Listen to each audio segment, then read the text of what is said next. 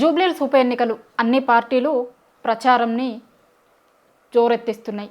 అన్ని ప్రధాన పార్టీలు, అధికార ప్రతిపక్ష పార్టీలు కూడా అధికార పార్టీ ఏం చేసినాం ఇంకేం చేస్తాము అనేది ప్రతిపక్ష పార్టీ అధికార పార్టీ ఫెయిల్యూర్స్ని ఎండగట్టుకుంటూ వాళ్ళ ప్రచారాలు స్టార్ట్ చేసిరు. అయితే సడన్గా దీంట్లోకి కొత్తగా క్యాబినెట్లకి మంత్రులు వచ్చిర్రు, కొత్తగా హామీలు వస్తున్నాయి. ఒకవేళ అధికార పార్టీకి ఓటేయకపోతే పథకాలు కట్ చేస్తాము అని నిన్న సీఎం రేవంత్ రెడ్డి గారు చేసిన కమెంట్స్ కావచ్చు. చాలా ఇష్యూస్ మీద మాట్లాడదాం. మనతో పాటు విప్రకాష్ ఉన్నారు. సార్ నమస్తే అండి. నమస్కారం అమ్మా. అజారుద్దీన్కి మంత్రి పదవిని ఎట్లా చూస్తారు? అంటే ఫస్ట్ అది ఎలక్షన్ కోడ్ను బహిరంగంగా ఉల్లంఘించడం. ఎందుకంటే Azharuddin Jubilee Hills voter first. Second ఏంటంటే అజారుద్దీన్ జూబ్లీహిల్స్లో last time Congress candidate 2 years కింద. మూడోది ఏంటంటే అసలు ఈ టైంలో ఎక్స్పాన్షన్ పెట్టుకోవడం అనేది కోడ్ ఉన్నప్పుడు అది కూడా జూబ్లీహిల్స్ ఓటర్స్ మీద డైరెక్ట్గా ప్రభావం చూపేది. ఎందుకంటే ఇక్కడ మైనార్టీస్లలో ఏంటంటే ఓటర్స్ కీలకం అవుతున్నారు, మైనార్టీ ఓటర్సే కీలకం అవుతున్నారు. ఇప్పుడు మైనార్టీ ఓటర్స్ సంబంధించి మొన్న ఒక సర్వే వచ్చింది, బిలియన్ కనెక్ట్ అని. వాళ్ళు ఏం చేశారంటే మజ్లీస్ క్యాండిడేట్ పెట్టకుండా కాంగ్రెస్కు సపోర్ట్ చేసినా కూడా ఓట్లు మాత్రం బీఆర్ఎస్కు పడుతున్నాయి. 70% కంటే ఎక్కువ ముస్లింల సపోర్టు, ఓటర్ సపోర్ట్ ఇక్కడ ఉందని చెప్పి 6,800 శాంపిల్స్తో వాళ్ళు ఇవ్వడం జరిగింది. అది ఇచ్చేసరికి ఇంకా మేము మైనార్టీ ఓట్స్ రావట్లేదు, ఓడిపోతామనే భయం రేవంత్ రెడ్డి పట్టుకొని ఈ ఎలక్షన్ కోడ్ అమల్లో హైదరాబాద్లో అందులో జూబ్లీహిల్స్లో ఉన్న టైంలో జూబ్లీహిల్స్ ఓటర్ని తీసుకొచ్చి మాజీ కాంగ్రెస్ క్యాండిడేట్ని తీసుకొచ్చి ఆయన నేరుగా మంత్రి పదవి ప్రమాణ స్వీకారం చేయించడం అనేది ఇది ఖచ్చితంగా కోడ్కు విరుద్ధం. ఎందుకంటే వైలేట్ చేయడమే. కోడ్ ఎందుకు పెడతారమ్మా? ఓటర్స్ మీద ప్రభావం చూపెట్టకూడదని. మరి ఈ డిసిషన్ ఎంత చూపెడుతున్నది ఓటర్స్ మీద ప్రభావం? మైనార్టీస్ని ఇన్ఫ్లుయెన్స్ చేసే విధంగా ఈ డిసిషన్ తీసుకున్నాడు. కాబట్టి ఇది ఖచ్చితంగా ఎలక్షన్ కమిషన్ దీని మీద ఎంక్వైరీ చేయాలి. ముస్లింలకు మంత్రి పదవి ఇవ్వద్దని ఎవరు అన్నారు? వాస్తవంగా చెప్పాలంటే బీఆర్ఎస్ పార్టీ కూడా విమర్శించింది, క్యాబినెట్లో ముస్లిం మంత్రి లేడు అని చెప్పి. కాబట్టి ముస్లింకు మంత్రి పదవి ఇవ్వడం అనేది వెల్కమ్ చేస్తాం, కానీ సందర్భం ఇది కాదు. ఒకటి. సెకండ్, అజారుద్దీన్ మీద ప్రేమ ఉంటే ముందే ఎమ్మెల్సీ ఇచ్చి, ఈ మధ్య కాలంలో అద్దంకి దయాకర్ వీళ్ళందరికీ ఎమ్మెల్సీలు ఇచ్చారు. ఇచ్చినప్పుడే మన దానిలో మైనార్టీలో మినిస్టర్ లేడు, గెలిచిన ఎమ్మెల్యేలు ఎవరు లేరు అనుకొని ఖచ్చితంగా ఇవ్వాల్సి ఉండే. అజారుద్దీన్కి ఇచ్చినా, షబ్బీర్ అలీకి ఇచ్చినా వాళ్ళని వెంటనే మంత్రి పదవి ఇస్తే గౌరవాన్ని కొనసాగించినట్టు ఉండేది. ఉదాహరణకు 1952లో మొట్టమొదటి బూరుగుల రామకృష్ణారావు గవర్నమెంట్ నుంచి మొదలుపెట్టి కేసీఆర్ గారి సెకండ్ టర్మ్ వరకు ఏ మంత్రివర్గంలో కూడా ముస్లిం మంత్రిగా లేని మంత్రివర్గం లేదు, ఎక్సెప్ట్ రేవంత్ రెడ్డి 2 years. మీకు ఇంకా ఆశ్చర్యం ఏంటంటే ఒక నెల రోజులే ముఖ్యమంత్రిగా ఉన్న నాదెండ్ల భాస్కర్ రావు కూడా ఈ అసదుద్దీన్ ఓవైసీ తండ్రిని మినిస్టర్గా పెట్టాడు, సలావుద్దీన్ ఓవైసీని. నెల రోజులే మంత్రివర్గం.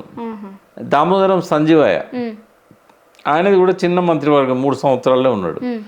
నీలం సంజీవరావు అంతకుముందు 2 సంవత్సరాలే ఉన్నాడు. బట్ ఎప్పుడు కూడా ముస్లిం మంత్రి లేకుండా ఒక్కరోజు కూడా మంత్రివర్గం లేదు. కేసీఆర్ గారు 2 టర్ములలో కూడా మహమూద్ అలీ గారిని, సెకండ్ టర్మ్లో అయితే ఆయన ముఖ్యమంత్రి కాకుండా ఒక్కరిని మంత్రి పదవి ఇచ్చాడు. ఆ ఒక్కరు ముస్లిమే, మహమూద్ అలీ. కాబట్టి ఇది ముస్లింల మీద రేవంత్ రెడ్డికి ఎంత ప్రేమ ఉన్నదో ఇదే చూపెడతా ఉంది. ఇవాళ ఎన్నికలు రాకపోతే ముస్లింలు ఇవాళ యాంటీ కాంగ్రెస్ ఉన్నారు కాబట్టే కదా ఇవాళ హడావిడిగా అజారుద్దీన్ మంత్రి పదవిలోకి తీసుకున్నాడు. వాస్తవంగా అజారుద్దీన్ మీద ప్రేమ ఏం లేదు రేవంత్ రెడ్డికి. పోయినసారి 65 వేల ఓట్లు వచ్చిన అజారుద్దీన్ను ఆయనకు మంత్రి పదవి కాదు కదా, ఎమ్మెల్యే పదవి ఇవ్వడానికి కూడా రేవంత్ రెడ్డి ఇష్టపడలే. ఎందుకు ఇష్టపడలే? పోయినసారి జూబ్లీహిల్స్ క్యాండిడేట్ కదా ఆయన. మరి మంచి ఓట్స్ వచ్చినాయి, 65,000 అంటే మంచి ఓట్స్. అది ఎందుకు ఇవ్వలేకపోయాడు?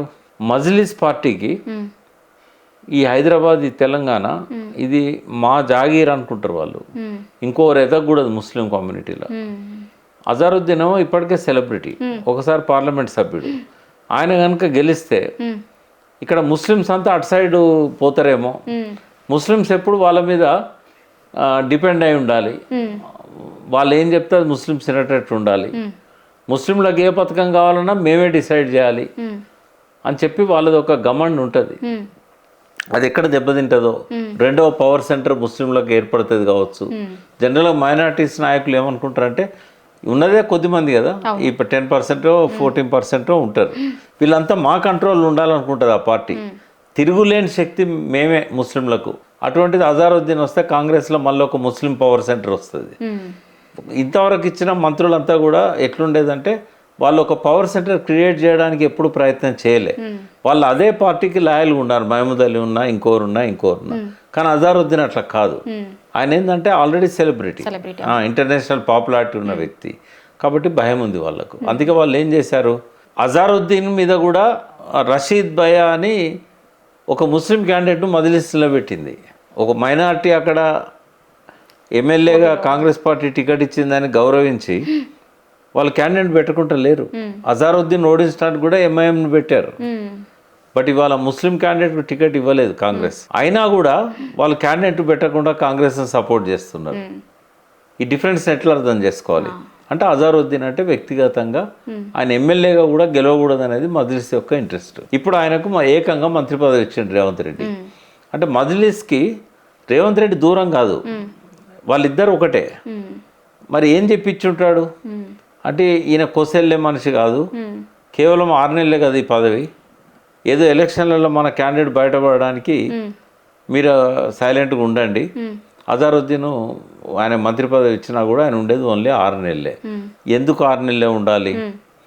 గవర్నర్ నామినేటెడ్ పోస్టు అజారుద్దీన్ కోదండరామ్కి ఇచ్చారు. రాజ్యాంగంలోని ఆర్టికల్ 164, 163, 165, 171 క్లాజ్ 5 దీని ప్రకారంగా కొన్ని పారామీటర్స్ ఉంటాయి గవర్నర్ ఎవరిని నామినేట్ చేయాలి. అందులో నంబర్ 1 ఏంటంటే ఒకటి క్యాబినెట్ డిసిషన్ ఉండాలి, అది ఉంటుంది ఎట్లాగో. సెకండ్ ఏంటంటే లిటరేచర్, ఆర్ట్ ఇట్లాంటి వాటిలల్లో, సైన్స్, టెక్నాలజీ వీటిలల్లో నిష్ణాతులై ఉండాలి. కోదండరామ్ లేడు, అజారుద్దీన్ లేడు. స్పోర్ట్స్ని పెట్టలే అందులో, స్పోర్ట్స్ లేదు.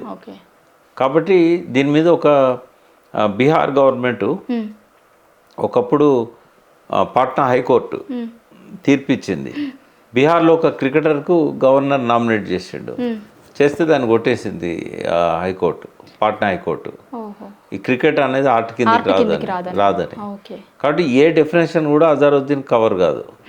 ఆ స్పిరిట్ ఆఫ్ ది ఆర్టికల్ ఏంటంటే 171 కానీ 165 కానీ గవర్నర్ అనేవాడు ఈ పర్టికులర్ ఫీల్డ్స్లనే సెలెక్ట్ చేయాలి. ఒకవేళ నామినేషన్ ఏదన్నా క్యాబినెట్ నుంచి వీటి కవర్ కాని వ్యక్తికి వచ్చింది అనుకో, is having description to reject it. కాబట్టి తమిళసై దాసో శ్రావణ్ని సత్యనారాయణ అనేది రిజెక్ట్ చేసింది. దాని మీద కోర్టులో పెండింగ్ ఉంది. ఫైనల్ జడ్జ్మెంట్ వచ్చినా కూడా కోదండరామ్ వాళ్ళది డిస్క్వాలిఫై చేసినా కూడా మళ్ళీ అజారుద్దీన్ వీళ్ళకి ఇవ్వడం వల్ల మళ్ళీ సుప్రీంకోర్టులో ఉంది. అది ఫస్ట్ ఏదైతే ఉన్నదో అది ఇంకా పెండింగ్గా ఉన్నది కేసు. అందులో అజారుద్దీన్ కోదండరామ్కి మార్చి ఇచ్చాడు, దాని మీద కూడా కేసు నడుస్తూ ఉంది. మరి ఇప్పుడు వాళ్ళిద్దరిది డిస్పోజ్ అయ్యేటప్పుడు 2 కారణాలు. ఒకటి కొట్టేయచ్చు, క్లియర్ కనబడతా ఉంది ఇది ఆర్టికల్ వయలేషన్ అని, కొట్టేయచ్చు. లేదంటే 6 నెలలు దాటి కొనసాగవచ్చు. 6 నెలల లోపల ఆర్డర్ రాలేదనుకోండి, గవర్నర్ ఈయనను కన్సిడర్ చేయలేదనుకోండి, ఈయన ఏం చేయాలి? ఈయన ఎమ్మెల్యే కాకుండా ఎమ్మెల్సీ కాకుండా మంత్రి అయింది కాబట్టి 6 months లోపల ఆయన ఎలెక్ట్ కాకపోతే ఆయన డిస్క్వాలిఫై అయిపోతాడు. అదే జరుగుతుంది. అంటే అవును, మీరు అన్నట్టు గతంలో కేసులు కూడా ఉన్నాయి కదా ఇట్లాంటివి. హరికృష్ణ లాంటిది 6 నెలలలో ఎలెక్ట్ కాకపోతే ఎమ్మెల్యే అయినా ఎమ్మెల్సీ అయినా కావాలి, ఎప్పుడైనా మంత్రిగా ఉన్నాడు కాబట్టి. ఎమ్మెల్యేవా వచ్చేటట్టు కనిపిస్తలేవు. సరే పార్టీ ఫిరాయింపుల వాళ్ళ మీద పడ్డా కూడా ఆ స్థానాలలో వాళ్ళే పోటీ చేస్తా అంటారు కానీ ఈయనకి ఇచ్చే అవకాశం లేదు. ఎమ్మెల్సీలు కూడా ఖాళీ అయ్యే అవకాశం ఇప్పుడైతే ఏం కనిపిస్తలేదు. ఈ 2 తప్పించి ఖాళీ అయ్యే అవకాశాలు కనిపిస్తలేవు. మరి అట్లాంటి దానికోసం ఆ మంత్రి పదవికి ఎట్లాగో 6 నెలల్లో ఇబ్బంది అవుతుందేమో అనే పరిస్థితి అజారుద్దీన్ ఆలోచించుకోలేకపోయి ఉంటాడా? ఎందుకు యాక్సెప్ట్ చేసి ఉంటారు? వచ్చినప్పుడు అయితే తీసుకోవాలి కదా. ఇప్పుడు అజారుద్దీన్ ప్లేస్లో ఎవరున్నా కూడా సరే ఉన్న రోజులు ఉంటుంది. ఈ లోపల కోర్టు జడ్జిమెంట్ ఫేవరబుల్గా వస్తే మంచిదే. ఆయనకి ఇంత లీగల్గా ఇంత డెప్త్తో పోడు అని నేనేందంటే కేస్ స్టడీ చూశాను. బీహార్ పాట్నాది బయటికి వచ్చింది. ఆయన ఏమనుకుంటాడు, నేను క్రికెటర్నే కదా, గవర్నర్ నామినేట్ చేయొచ్చు కదా అనుకుంటాడు. అట్లా కొన్నిసార్లు జరిగినాయి. దాన్ని ఛాలెంజ్ చేయకపోతే అది నడిచింది అట్లే. పార్లమెంట్లో కూడా రాజ్యసభలో కొంతమందికి ఇస్తుంటారు. ఓకే, అట్లా అది ఏమైతే అదైతే చూద్దాంలే అనుకుంటారు వాళ్ళు. అదే మీరు ఇంతకుముందు చెప్పిన దాంట్లో ఎంఐఎం క్యాండిడేట్ని పెట్టలేదు, కాంగ్రెస్ క్యాండిడేట్ని అఫీషియల్గా అనఫీషియల్గా దాదాపుగా వాళ్ళు సపోర్ట్ చేస్తున్నారు, ఆయనకు చేయమని చెప్తున్నారు. కానీ ఇక్కడ ఇంకొక ప్రశ్న ఏం ఎదురవుతుంది అంటే ఎంఐఎం డైరెక్ట్గా పోటీ చేసినప్పుడు అక్కడ ఓడిపోయింది గతంలో పోటీ చేసినప్పుడు. ఇప్పుడు ఎంఐఎం చెప్తే విని కాంగ్రెస్ పార్టీ అభ్యర్థికి ముస్లింలు ఓట్లు వేసే పరిస్థితి ఉంటుందా? ఎంఐఎం చెప్పే అంటే మనము బిలియన్ కనెక్ట్ సర్వే చూసినట్టయితే బిలియన్ కనెక్ట్ అనేది ఒక ఫ్రెష్ ఆర్గనైజేషన్ 2024 ఏప్రిల్లో వచ్చింది. ఆ సర్వే ఎక్స్క్లూజివ్గా ముస్లిం ఓటర్స్ దగ్గరనే పోయారు. వాళ్ళు 6,800 శాంపుల్స్ తీసుకున్నారు. కన్సిడరబుల్ శాంపుల్స్ అవి ఒక కాన్స్టిట్యున్సీలో. అయితే వాళ్ళ హౌస్ వైఫ్స్ దగ్గర నుంచి ఆఫీసర్ల దాకా ముస్లిం కమ్యూనిటీలో వేరు సెగ్మెంట్స్లలో సెక్షన్స్ పీపుల్ని ఇంటర్వ్యూ చేశారు. చేసినప్పుడు ఏంటంటే చాలా ఆశ్చర్యకరమైన ఫలితాలు వచ్చాయి. అత్యంత ఎక్కువ కరప్టెడ్ పార్టీ ఏదన్నప్పుడు వాళ్ళు జనరల్గానే మైనార్టీస్ బీజేపీ అంటే వాళ్ళు హేట్ చేస్తారు, అది పక్కకు పెడదాం. నెక్స్ట్ పొజిషన్ వాళ్ళు ఎంఐఎంకి ఇచ్చారు. ఇప్పుడు హిందూస్ ఎవరన్నా మాట అంటే అర్థం ఉంది. ముస్లిమ్స్ మెయిన్ స్ట్రీమ్ పార్టీలల్లో బీజేపీ తర్వాత అత్యంత కరప్టెడ్ పార్టీ ఎంఐఎం అని చెప్పారు. 31%. టీఆర్ఎస్కు 10% ఇచ్చారు, కాంగ్రెస్కు 27 ఏమో ఇచ్చారు. ఇదంతా చూసినప్పుడు ఏంటంటే అంటే ఒకటి చెప్పాను నేను, చాలా ఉన్నాయి అలా పారామీటర్స్. కేసీఆర్ బెటర్ ముఖ్యమంత్రి ఎవరు అన్నప్పుడు కేసీఆర్కు 64% ఇచ్చారు. అంటే ఈ పథకాలు ఏవైతే కేసీఆర్ గారు మైనారిటీస్ కోసం పెట్టాడో, బడ్జెట్లో వాళ్ళకు ఓ కన్సిడరబుల్ అమౌంట్ ఇచ్చాడో, అదివరకు ఎప్పుడు కూడా బడ్జెట్లో వాళ్ళకు 0.01 కూడా ఇవ్వపోయేది కాంగ్రెస్ ప్రభుత్వాలు. అయితే ఇవన్నీ కూడా వాళ్ళకి నచ్చినాయి. మైనార్టీ గురుకుల స్కూల్స్ 200 పైన పెట్టారు. తర్వాత స్కాలర్షిప్స్, ఓవర్సీస్ స్కాలర్షిప్ ఇచ్చారు 20 లక్షల రూపాయలు. వీటితో పాటుగా ఈ ఆటో స్కీమ్ కావచ్చు, సెల్ఫ్ ఎంప్లాయ్మెంట్లలో కావచ్చు, చాలా వాటిలలో వాళ్ళకి దొరికింది. అన్నిటికంటే ఇంపార్టెంట్ వాళ్ళ ఆడపిల్లల పెళ్ళిళ్ళ గురించి ఎవరు పట్టించుకున్న వాళ్ళు లేరు. ఒక ఇంట్లో 5-6 ఆడపిల్లలు ఉంటారు, ఒక్కొక్క ఇంట్లో 10 మంది ఉంటారు. వాళ్ళకందరికి షాదీ ముబారక్ ద్వారా ఆయన 1,16,000 రూపాయలు ఇప్పుడు అందుతున్నాయి. ఇవన్నీ కూడా వాళ్ళని అట్రాక్ట్ చేశాయి. ఇవాళ సిటీలో అన్ని స్థానాలు కూడా అంటే అదర్ దెన్ మజ్లిస్ ఆ 7 సెగ్మెంట్స్ పోతే ఒక్క గోషామాల్ తప్ప అన్ని స్థానాలు బీఆర్ఎస్ గెలిచిందంటే దీనివల్లనే మైనార్టీస్కి బీఆర్ఎస్ మీద ఉన్న ప్రేమ. సో అదేం చెక్కు చెదరలేదు. ఈ 2 ఏళ్లలో ఏమన్నా రేవంత్ రెడ్డి వాళ్ళకి అడిషనల్గా ఏమన్నా ఇచ్చిండ అంటే ఏమి ఇవ్వకపోగా వాళ్ళకు నష్టం చేసిండు. ఒకటి హౌసింగ్ స్కీమ్ ఫేజ్ 4 అనేది ఇవ్వలేదు. ఇదే జూబ్లీస్ కాన్స్టిట్యున్సీలో 3,000 పైన ఇండ్లను 2 బెడ్రూమ్ హౌజెస్ని కేసీఆర్ గారి పీరియడ్లో ఇచ్చారు.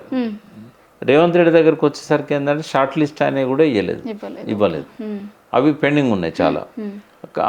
ఈ 2 ఏళ్ళు కూడా దాని గురించి అసలు జిక్కర్ లేదు. రెండవది ఏంటంటే షాదీ ముబారక్ జనరల్గా హిందువులు ఎక్కువ ఉంటారు, 84-86% ఉంటారు. ఎక్కువ పెండింగ్ ఉండాల్సి వస్తే కళ్యాణ లక్ష్మి పెండింగ్ ఉండాలి. కళ్యాణ లక్ష్మి 15,000 పెండింగ్ ఉంటే 26,000 షాదీ ముబారక్ చెక్కులు పెండింగ్ ఉన్నాయి. తర్వాత కేసీఆర్ గారేమో అది ఎఫ్టీఎలా, బఫర్ జోనా, అది గవర్నమెంట్ భూమా లేకపోతే వేరే ప్రైవేట్ భూమా అని ఏం చూడలే. 30-40 ఏళ్ళ నుంచి వీళ్ళు అందులో ఉంటున్నారు, వీళ్ళ పట్టాలు ఇవ్వాలని చెప్పి 58-59 జీవో కింద కొన్ని వేల మందికి పట్టాలు ఇచ్చిండు ఒక్కొక్క బస్తీలో. ఈయన ఏం చేసిండు, బుల్డోజర్ పెట్టి కులగొట్టిండు. అంటే ఇవన్నీ చూసినప్పుడు ఏం ఉద్ధరించిండు అని చెప్పి కాంగ్రెస్ కోటేయాల వాళ్ళు ముస్లిమ్స్. ఇంకోటి అజారుద్దీన్ మంత్రి పదవి మీద కూడా ఆయన మంత్రి పదవి ఇస్తారు అన్న రోజు నుంచి ఒక చర్చ జరుగుతుంది. ఆయన స్వతహాగా ఆడ పోటీ చేసినప్పుడు ఓడిపోయిండు. అట్లాంటి ఆయనకి మంత్రి పదవి ఇస్తే ఆయన ముస్లింలను నియోజకవర్గంలో ఉన్న వేరే వాళ్ళను ఆయన కోటేయమన్నప్పుడు ఈయన ఓటర్లు ఈయన చెప్తే వేరే వాళ్ళకి ఓటేస్తారా అని ఇంకొక చర్చ కూడా జరుగుతుంది కదా. ఆయన చెప్తే ఓటేస్తారని కాదు, ఒక పెద్ద విమర్శ వచ్చింది మైనార్టీస్కు మొదటిసారి మంత్రివర్గంలో స్థానం రాలేదు అని. దాన్ని భర్తీ చేసుకుంటే కనీసం ముస్లిమ్స్లలో కొంత పాజిటివ్ ఫీలింగ్ వస్తుందేమో అని. అంతేగాని వ్యక్తిగతంగా అజారుద్దీన్ వచ్చి ప్రచారం చేస్తాడని కాదు. ఆయనకుంటే ఫాలోయింగ్ ఆయనకు ఉంటుంది. అఫ్ కోర్స్ ఆయనకు టికెట్ ఇవ్వలేదు, వాళ్ళ కోపం కూడా ఉంది. కాబట్టి మంత్రి పదవి ఇచ్చేయాలని కొంత వాళ్ళని సాటిస్ఫై చేయొచ్చు అజార్ వర్గాన్ని. ఎందుకంటే ఆయన ఏం జూబ్లీహిల్స్ కొత్తలేడు, ప్రచారం చేస్తలేడు. ఇట్లనన్నా ఆయన దించాలనేది ఒక ప్రయత్నం. ముస్లింలకి వాళ్ళకి డైరెక్ట్గా బెనిఫిట్ అవుతుంది షాదీ ముబారక్ లాంటిది, లేకపోతే మైనారిటీ గురుకులాలు ఉన్నప్పుడు వాళ్ళ పిల్లలు చదువుకుంటుంటే అది డైరెక్ట్గా వాళ్ళకి బెనిఫిట్ అవుతున్న ఇష్యూ. దానివల్ల వాళ్ళకి లాభం జరుగుతున్నటువంటి వాళ్ళకి ఆ పథకాలు ఇచ్చినటువంటి వాళ్ళకి వాళ్ళు కొంత కృతజ్ఞతగా ఉండే అవకాశం ఉంటుంది. కానీ వాళ్ళ సామాజిక వర్గానికి చెందిన వాళ్ళకి మంత్రి పదవి ఇచ్చినంత మాత్రాన దానివల్ల పెద్దగా డైరెక్ట్ ఎఫెక్ట్ ఏముండదు. కొద్దిగా వాళ్ళలో ఉన్న అసంతృప్తి తగ్గుతుంది తప్ప మైనార్టీలో కూడా మంచి పదవి ఇచ్చిండని వ్యక్తిగతంగా వాళ్ళకు డైరెక్ట్గా వచ్చేది కూడా ఏం లేదు. ఇంకోటి ముస్లిమ్స్ కాజ్ కోసం ఎన్నడూ అజారుద్దీన్ మాట్లాడలే. వక్ఫ్ ఇష్యూ కానీ ఇంకో ఇష్యూ కానీ ఇంకోటి ఎవరికైనా ఏమైనా ఆపద వచ్చినా కూడా తను వచ్చి వాళ్ళని కాపాడడానికి ప్రయత్నం చేసింది కానీ ఇట్లాంటిది కూడా ఆయన ఎప్పుడు చేయలేదు. కాబట్టి ఆ అఫెక్షన్ వాళ్ళకేముండదు. ఇంకొకటి రేవంత్ రెడ్డి గారు చేస్తున్న ప్రచారం, సినీ కార్మికులకి సంబంధించి ఓ మీటింగ్ పెట్టారు, దాంట్లో కొన్ని వరాల జల్లులు కూడా కురిపించారు. అది ఎలక్షన్ కోడ్ను ఉల్లంఘించినట్టు కాదా అండి? 100% ఉల్లంఘించినట్టు. ఇప్పుడు ఈ ఒక్క దాని మీద కూడా డిస్క్వాలిఫై కావచ్చు రేపు ఆయన క్యాండిడేట్ గెలిస్తే కూడా. ఎందుకంటే డైరెక్ట్గా అధికారులకు స్టేజ్ మీద నుంచి ఆదేశాలు ఇచ్చాడు. ఇప్పుడు ఫస్ట్ ఏంటంటే కోడ్ ఉన్నప్పుడు అసలు ఒక ముఖ్యమంత్రి ఇటువంటి మీటింగ్సే పెట్టకూడదు. వాస్తవంగా చెప్పాలంటే పెట్టినా కూడా పార్టీ విధానాల గురించి చెప్పుకోవాలి తప్ప ప్రభుత్వంలో ఆదేశాలు ఇవ్వడం అనేది మౌఖికంగా కూడా కరెక్ట్ కాదు అది.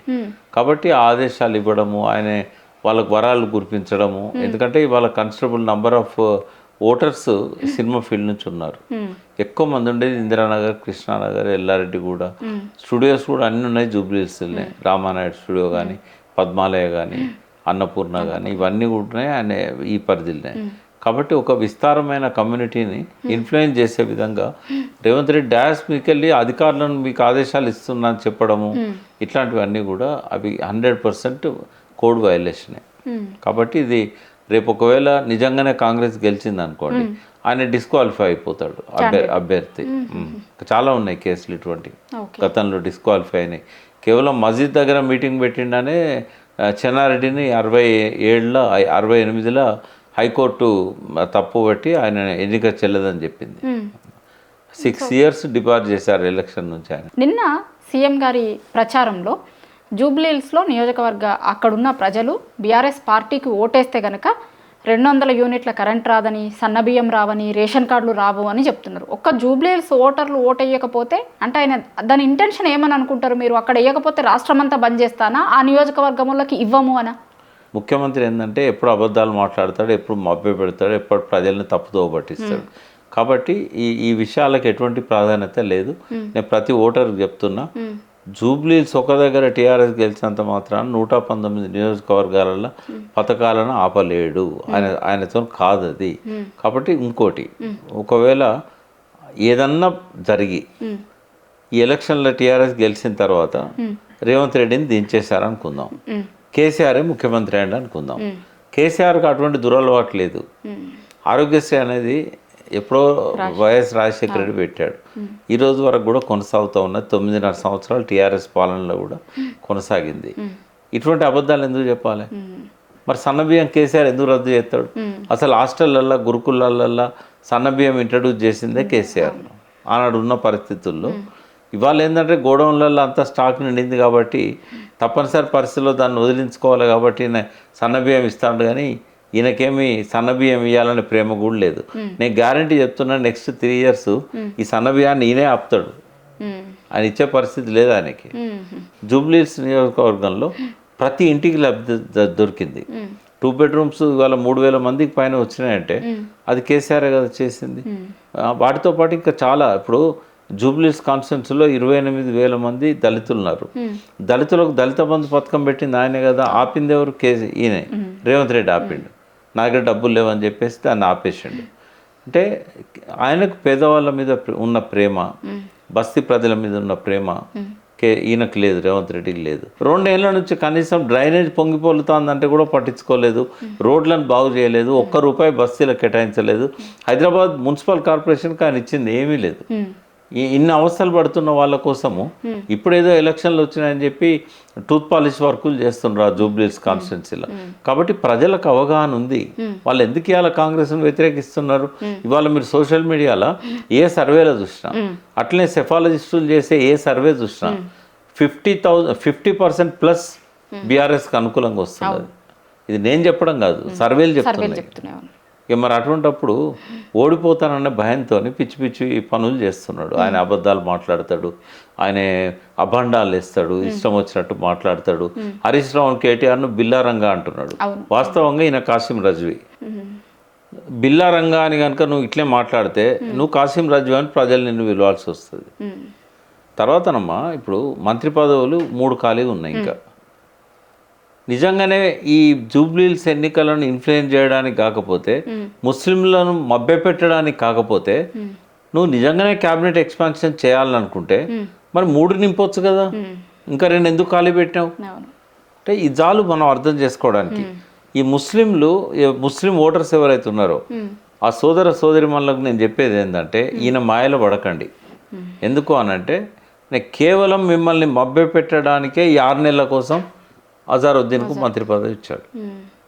ఆయన నిజంగానే ప్రేమ ఉండుంటే 2 ఏళ్ల కిందనే కేసీఆర్ కదా క్యాబినెట్ ఫామ్ చేసేటప్పుడే మహమూద్ అలీ గారికి మంత్రి పదవి ఇచ్చినట్టుగా అట్లా ఇచ్చేవాడు. ఏ క్యాబినెట్లోనైనా ఫస్ట్ క్యాబినెట్ ఫామ్ అయినప్పుడే ముస్లిం మంత్రి ఉండేవాడు. మరి వాళ్ళ రేవంత్ రెడ్డి మభ్యపెట్టడానిక నిజంగా ప్రేమతోనా అనేది వాళ్ళే అర్థం చేసుకోవాలి. తర్వాత అమ్మా ముస్లింలకు ఎట్లయితే మంత్రి పదవి లేదో ఈ రేవంత్ రెడ్డి క్యాబినెట్లో 1952 నుంచి కేసీఆర్ గారు దిగిపోయేదాకా 300 కాపు మంత్రి పదవిలో లేకుండా ఎన్నడూ లేడు. ప్రతి క్యాబినెట్లో 300 కాపుకు మంత్రి పదవి వచ్చింది. మరి ఎందుకు ఇవ్వలేదు 300 కాపుకు? కేసీఆర్ 2 సార్లు క్యాబినెట్ ఏర్పాటు చేస్తే 2 సార్లు 300 కాపు మంత్రి ఉన్నాడు. ఎందుకంటే జనాభాలో బీసీలలో అత్యధిక శాతం ఉన్న వాళ్ళల్లో 300 కాపులు కూడా ఉన్నారు. ఇవాళ 22,000 మంది ఓటర్లు ఉన్నారు ఇక్కడ.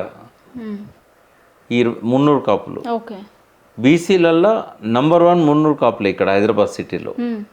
నెక్స్ట్ లెవెల్ యాదవులు. మరి వీళ్ళు ఎందుకు ఓటేయాలి? యాదవ్ కమ్యూనిటీ నుంచి కూడా లేరు.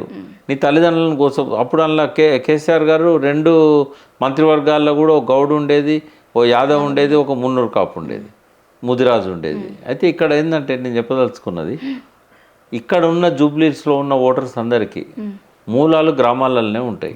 బస్తీలో ఉన్న వాళ్ళైనా బంగ్లాలలో ఉన్న వాళ్ళైనా.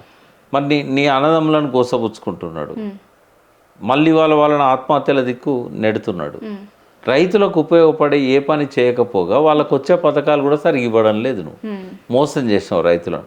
ఈ 10 ఏళ్ళు ఎన్నడూ లైన్లలో నిలబడి యూరియా తీసుకోలే. మొన్న రైతులు యూరియా కోసం నిలబడి చనిపోయిన సందర్భాలు కూడా ఉన్నాయి. మరి ఇవన్నీ గోస చూస్తుంటే నీ క్యాబినెట్లో కూడా చెప్పుకోవడానికి ఒక మంత్రి లేనప్పుడు 300 కాపులు నీకు ఎందుకు ఓటేయాలి? గొర్రెల పథకాన్ని ఆపినందుకు యాదవుల్ని కోటేయాలా? వేస్తారా? యాదవ్ క్యాండిడేట్కి ఇచ్చింది బీసీలను మభ్య పెట్టడానికి అనేది బీసీలకు తెలుసు. నువ్వు డ్రామాలు చేస్తున్నావు. ఆర్డినెన్స్ పేరుతోని, చట్టం పేరుతోని, చట్ట సవరణ పేరుతోని డెడికేటెడ్ కమిషన్నే నువ్వు సరిగ్గా వేయలేదు. వేయకుండా ఇవాళ ట్రిపుల్ టెస్ట్లో ఫెయిల్ అయినావు. ఇవాళ హైకోర్టులో పెండింగ్ ఉంది. అది పంచాయతీరాజ్ ఎన్నికలు నిర్వహించే దమ్ము ధైర్యం లేదు, ఎందుకంటే ఏబీసీని కోటేయడు కాబట్టి. మరి వాళ్ళ బీసీ క్యాండిడేట్కి ఇచ్చినంత మాత్రాన బీసీలు అర్థం చేసుకోలేరా నీ మాయ మాటలు, నీ డ్రామాలు? ఇట్లా మనం ఏంటంటే క్యాండిడేట్ కాదు ఇక్కడ, ఇక్కడ నవీన్ యాదవ్ కాదు, ఇక్కడ సునీత కాదు, ఇక్కడ బీఆర్ఎస్ పార్టీ, ఇక్కడ కాంగ్రెస్ పార్టీ. కాంగ్రెస్ పార్టీకి ఒక చరిత్ర ఉంది. ఈ రాష్ట్రంలో 40 ఏళ్ళకు పైన పరిపాలించిన చరిత్ర ఉన్నది. 1952 నుంచి 44 ఇయర్స్ దాదాపు. అదేవిధంగా బీఆర్ఎస్కి ఒక చరిత్ర ఉంది, 9.5 సంవత్సరాలు పరిపాలించిన చరిత్ర. ఆ 45 సంవత్సరాల్లో హైదరాబాద్కి కానీ తెలంగాణకు కానీ కాంగ్రెస్ ఏం చేసింది? ఈ కొద్ది పీరియడ్లో 9.5 సంవత్సరాల్లో బీఆర్ఎస్ ఏం చేసింది? ఒక్క జూబ్లీహిల్స్ నియోజకవర్గాన్ని చూసినా కూడా మనకు ఆ డిఫరెన్స్ కనబడుతుంది. బీఆర్ఎస్ చేసిన పనులు 9.5 సంవత్సరాల్లో 44 ఏళ్లలో కాంగ్రెస్ వాళ్ళు చేయలేకపోయారు. ఇప్పుడు గెలవడం వల్ల ఆ పార్టీ ఆ ప్రజలను హక్కున చేర్చుకుంటుంది. 3 సార్లు కంటిన్యూగా హ్యాట్రిక్ సాధించిన పార్టీ అది. ఇక్కడ గోపీనాథ్ లాంటి టీడీపీలో గెలిచి కూడా బీఆర్ఎస్లోకి వచ్చిండు అన్నట్టు ఏంది? ఆ పార్టీని ఇష్టపడే కదా. కాబట్టి జూబ్లీహిల్స్ ప్రజలు ఇక్కడ వ్యక్తులను కాదు చూడాల్సింది, పార్టీని చూడాలి, పార్టీ నాయకత్వాన్ని చూడాలి, పార్టీ చరిత్రను చూడాలి, పార్టీ ఆధ్వర్యంలో ప్రభుత్వాలను చూడాలి, ఆ ప్రభుత్వాల ఆజమాయిషిలో జరిగిన పనులను చూడాలి. అది నేను ఆ జూబ్లీహిల్స్ ప్రజలకు అప్పీల్ చేస్తాను. ఇప్పుడు సీఎం గారి షెడ్యూల్ మామూలుగా ఉప ఎన్నికలు ఎప్పుడు వచ్చినా కూడా మనం చాలా రోజుల నుంచి మీరు రాజకీయాలని చాలా దగ్గరగా అబ్జర్వ్ చేస్తున్నారు. ఉప ఎన్నికలు వచ్చినప్పుడు సీఎం లాంటి వ్యక్తులు ఒకటో రెండో బహిరంగ సభలకి అటెండ్ అయిన లాంటివి చూసినాం. కానీ మనం ఇప్పుడు సీఎం రేవంత్ రెడ్డి గారు 5-6 రోజులు రోడ్ షోలు చేస్తున్నారు జూబ్లీహిల్స్ నియోజకవర్గంలో. అంటే ఏమన్నా వాళ్ళకి ముందుగానే ఈ సర్వేలు, మీరు అన్నట్టు ఇంతకుముందు సర్వేలు, ఓటమి భయం, దీంతోనే ఒక సీఎం స్థాయిలో ఉన్న వ్యక్తి 7 రోజులు ఒక ఉప ఎన్నిక కోసం ప్రచారం చేయడాన్ని ఎట్లా చూస్తారు మీరు? అంటే ఓటమి భయం డే 1 నుంచే పట్టుకుంది. డే 1 నుంచే ఓటమి భయం ఉంది. మన అజారుద్దీన్ను అప్పటికప్పుడు మంత్రిగా ప్రకటించడం అనేది వాళ్ళు ఎంత ప్యానిక్ అవుతున్నారు అనేది అర్థమవుతా ఉన్నది. ఇక్కడ ఇంకొక భయం రేవంత్ రెడ్డికి ఏం పట్టుకున్నదంటే, ఎట్లా జూబ్లీహిల్స్ ఓడిపోతుంది, ఏ సర్వే చూసినా అదే చెప్తుంది, వాళ్ళ పార్టీ ఓన్ సర్వే చూసినా కూడా అదే చెప్తున్నది.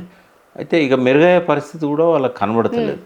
ఇప్పుడు నిన్న కేటీఆర్ గారి రోడ్ షోకి వచ్చిన స్పందన చూస్తే అది ఇంకా ఎక్కువైపోయింది. అది అందుకే ఇవాళ ఏం చేయాలనో అర్థం కాక ఎన్నికల కోడ్ కూడా వైలేట్ చేస్తూ ఆయనకున్న అధికార దర్పాన్ని చూపెడతా ఉన్నాడు. ఇది ఖచ్చితంగా ఏమైందంటే రేపు కోర్టులో ఇది ఇంపార్టెంట్ అవుతుంది. మీరు అసలు ఎన్నికలు రాకముందే భయకంపితులైన వాళ్ళు. ఎందుకంటే ఇక్కడ ఎప్పుడైతే సునీత పేరు డిక్లేర్ అయిందో వాళ్ళు దొంగ ఓట్లను చేర్పించడము, తర్వాత ఇక్కడ లేనోళ్ళకు ఓటు. ఇప్పుడు ఈ మధ్య ఏమైందంటే టెక్నాలజీ అప్గ్రేడ్ అయిందమ్మా. మనకున్న సౌలభ్యం వల్ల ఇప్పుడు ఒక పేరు కొడితే ఎన్ని బూతులల్లో ఆ పేరు మీద ఓటు ఉన్నదో వస్తుంది ఆర్టిఫిషియల్ ఇంటెలిజెన్స్ ద్వారా. ఇది చేయగానే మనకు తెలిసిపోయింది కొత్త ఓట్లు ఎన్ని చేర్పించారు. అందులో వేరే వాళ్ళ ఇంట్లో కుటుంబంలోనే నవీన్ యాదవ్ బ్రదర్ది 3 ఇళ్లల్లో ఆయన ఓటు ఉంది. తర్వాత ఒక ఇంట్లో చూస్తే 100-128 ఓట్లు ఉన్నాయి. వాళ్ళు లేనేలేరు ఆ ఇంట్లో. అంటే ఇట్లాంటివన్నీ కూడా కావాలని చేర్పించారు. దాదాపు 34,000-35,000 ఇటువంటి తప్పుడు ఓట్లను అనేటివి మనం చూసాం. ఈ పేర్లతో ఉన్న ఓట్లను మనం వేయించుకోవచ్చు బూతులలో పోయి, ఫేక్ ఐడి చూపెట్టి. గవర్నమెంట్ వాళ్ళదే కదా, కాబట్టి బూతులను క్యాప్చర్ చేసుకోవచ్చు అన్న ఉద్దేశంతో ప్యానిక్ అయింది. ఎప్పుడు అంటే నామినేషన్ల కంటే నెల ముందే. ఇప్పుడు క్యాండిడేట్ కూడా డిక్లేర్ చేయడానికి వాళ్ళకు లాస్ట్ మినిట్ పట్టింది. మరి అట్లున్నప్పుడు ఆ భయం వాళ్ళని వెంటాడితేనే కదా రోజుకో రోడ్ షోకి వచ్చేది. రాష్ట్రాన్ని అంత వదిలిపెట్టి వాళ్ళ ఎన్ని సమస్యలు ఉన్నాయి రాష్ట్రంలో, అన్ని జిల్లాల్లో వడ్లు తడిచిపోయినాయి. వీళ్ళు ప్రొక్యూర్ చేసిన సెంటర్స్లలో కూడా వడ్లు తడిచినాయి. వాళ్ళకేం హామీ ఇవ్వలేదు. ఏదో ఆర్థిక సాయం చేస్తానడు కానీ 6 గ్యారెంటీలు లాగానే ఇది కూడా వట్టి అబద్ధం మాటలు. ఇవాళ జూబ్లీహిల్స్ నియోజకవర్గంలో పోతే తులం బంగారం ఏదని అడుగుతున్నారు. మరి 2,500 ఏదని మహిళలు డిమాండ్ చేస్తున్నారు. మీరు చూస్తున్నారు, మా మంత్రులనే నిలదీస్తా ఉన్నారు పోయినప్పుడు. తర్వాత బాకీ కార్డు చూపెడతాను. నిరుద్యోగులు ఎట్లయితే అప్పుడు కేసీఆర్ గారిని ఓడించాలని చెప్పి రేవంత్ రెడ్డి మాటలు నమ్మి ఆయన ఇచ్చిన బస్సులలో ఎక్కి ఊరూరు తిరిగి ప్రచారం చేసి కేసీఆర్ ఓటమి కారణమైనలో వాళ్ళే ఇవాళ రియలైజ్ అయ్యి కళ్ళు తెరుచుకొని వాళ్ళు జూబ్లీహిల్స్లో ఇవాళ క్యాండిడేట్ పెట్టారు ఆస్మా అని చెప్పి. తర్వాత RRR బాధితులు, ఫార్మాసిటీ బాధితులు, రైతులు వీళ్ళందరూ వచ్చి ఇక్కడ నామినేషన్లు వేశారు. వాళ్ళ ఉద్దేశం గెలుస్తామని కాదు, వాళ్ళ బాధలను చెప్పుకుందాము, ఇది ఒక ప్లాట్ఫామ్ అని చెప్పి. మరి వాళ్ళ అందరూ ఇంతమంది కూడా పోటీ ఎవరి మీద అంటే కాంగ్రెస్ మీద. చివరిగా నేను అప్పీల్ చేసేది ఏంటంటే జూబ్లీహిల్స్ ప్రజలకు, మీరు కనుక పొరపాటున గతంలో రూరల్ తెలంగాణలో ఏ తప్పైతే ప్రజలు చేశారో మీరు పొరపాటున కాంగ్రెస్ని కనుక గెలిపించినట్టయితే, సన్న బియ్యం మీద రేవంత్ రెడ్డి ఇచ్చిన ధమ్కీలను కనుక మీరు నమ్మి ఓటేసినట్టయితే మీరు మొత్తం తెలంగాణ ప్రజలకు ఒక రాంగ్ మెసేజ్ ఇచ్చినట్టయితుంది. ఏంటంటే మోసం చేయొచ్చు, అబద్ధాలు చెప్పొచ్చు, ఏదైనా చేయొచ్చు, అయినా కూడా ఓట్లేసి గెలిపించినట్టయితే ప్రజలకు ఏం సంకేతం పోతుంది అంటే ప్రజలు మోసం చేసినా క్షమిస్తారు. వాళ్ళకి ఇస్తానన్న పథకాలు ఇవ్వకపోయినా, ఇస్తున్న పథకాలను ఆపేసినా వాళ్ళు ఏం పట్టించుకోరు. ఇట్లా కనుక ఒక రాంగ్ మెసేజ్ పోతే రేపు ఏ రాజకీయ నాయకుడైనా మోసం చేయడానికి మీరు కారణమవుతున్నారు. రాజకీయ నాయకులను మొక్కుబట్టి వాళ్ళు ఇచ్చిన మాటలను అమలు చేయించే శక్తి ఉన్న ప్రజలు రాజకీయ నాయకుల మోసాలకు మద్దతు ఇచ్చినట్టయితుంది. ఇవాళ రేవంత్ రెడ్డి ఎంత మోసగాడు అనేది మీకు తెలుసు. ఈ మోసాలకు కనుక మీరు సర్టిఫికెట్ ఇచ్చినట్టు అవుతుంది ఇవాళ కాంగ్రెస్ను గెలిపిస్తే. ఇక్కడ నవీన్ యాదవ్, సునీత అనేది నేను మాట్లాడా. ఇక్కడ రేవంత్ రెడ్డి కాంగ్రెస్ పార్టీ ఆయన ఇచ్చిన బీఫామ్ అది. కాబట్టి మీరు కనుక పొరపాటున గెలిపించినా కూడా గోసపడతారు. భవిష్యత్తులో తెలంగాణ అంతా గోసపడడానికి కారణమవుతారు. ఇక ఇచ్చేటివి కూడా ఆపుతాడు రేవంత్ రెడ్డి. ఇవాళ ఇస్తున్న ఈ ఫ్రీ బస్ ఉండదు, మీరు కనుక ఆయన మోసాలకు మద్దతు ఇచ్చినట్టయితే ఇప్పుడు ఇస్తున్న ఏ పథకం కూడా ఉండదు. ఇదివరకే చెప్పిండు, నేను ఇవ్వకపోతే నన్ను కోసుకొని తింటారా అన్నాడు, నా దగ్గర డబ్బులు లేవు అన్నాడు, నన్ను చెప్పులు దొంగను చూసినట్టు చూస్తాను లేడు కన్నా బ్యాంకుకు పోతే అన్నాడు. ఇక ఇట్లా మాట్లాడటానికి మీరు సపోర్ట్ ఇచ్చినట్టయితే ఈ భూమి మిమ్మల్ని క్షమించదు, ఈ ప్రజలు మిమ్మల్ని క్షమించరు. Thank you sir.